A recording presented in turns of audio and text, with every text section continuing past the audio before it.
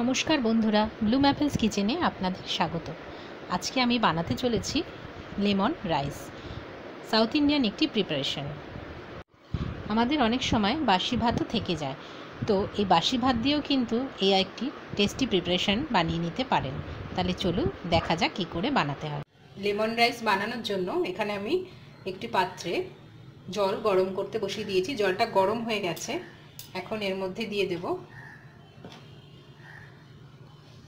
লবণ আর দিয়ে দিচ্ছি একটু সাদা তেল। তাহলে তেলটা দিলে ভাতটা ঝুরঝুরে হবে। এবার এর মধ্যে আমি চালটা দিয়ে দেব। চালটা আমি আধ ঘন্টা থেকে 45 মিনিট মতো ভিজিয়ে রেখেছিলাম।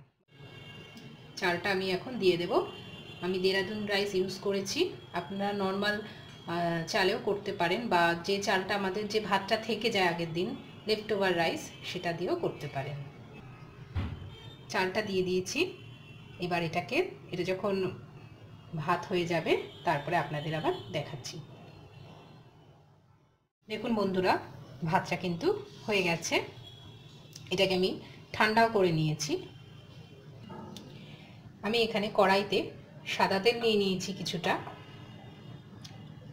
তেলটা গরম হয়ে গেছে। এখন আমি এর মধ্যে দিয়ে দেব কালো সর্ষে ফোড়ন।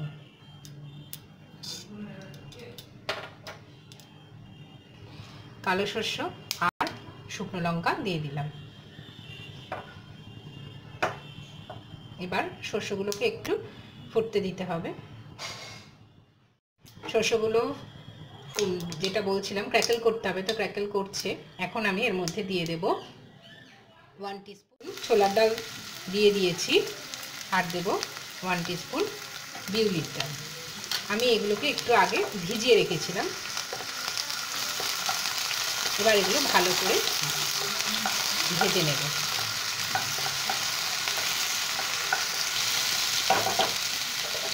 এর মধ্যেই আমি দিয়ে দেব চিনেবাদাম,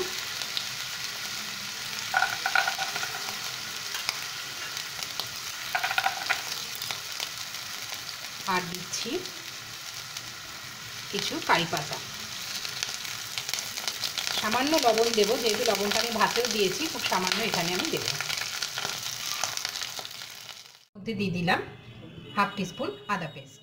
এর সাথে এই ডালের দানাগুলো মুখে পড়লে খেতে ভালো লাগে।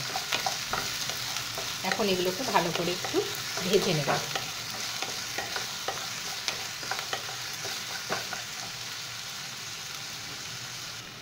এর মধ্যে আমি দেব সামান্য হলুদ, যাতে লেমনের যে একটা কালার আছে সেটা ভাতে চলে আসে। সম্পূর্ণ ইনগ্রিডিয়েন্টসগুলো কিন্তু আমার ভাজা ভাজা হয়ে গেছে। এখন এর মধ্যে আমি দিয়ে দেব ভাতটা। কমপ্লিট হয়ে গেছে। এখন আমি এর মধ্যে দিয়ে দেব ভাতটা। আমি দিয়ে দিচ্ছি। আমি এখানে 2 কাপ ভাতের পরিমাণে সব সবজি ইনগ্রিডিয়েন্টস ইউজ করেছি। এর মধ্যে এখন আমি দিয়ে দেব লেবুর রস 1 টিস্পুন, পাতিলেবুর রস, আর কাঁচা লঙ্কা কুচি। কাঁচা লঙ্কা কুচিটা আমি তেলের মধ্যে দিইনি, এখনই দিচ্ছি, কারণ লেবুর সাথে কাঁচা লঙ্কার ফ্লেভারটা ভালো যায়। এবার সমস্ত ইনগ্রিডিয়েন্টসের সঙ্গে আমি ভাতটাকে মাখিয়ে নেব।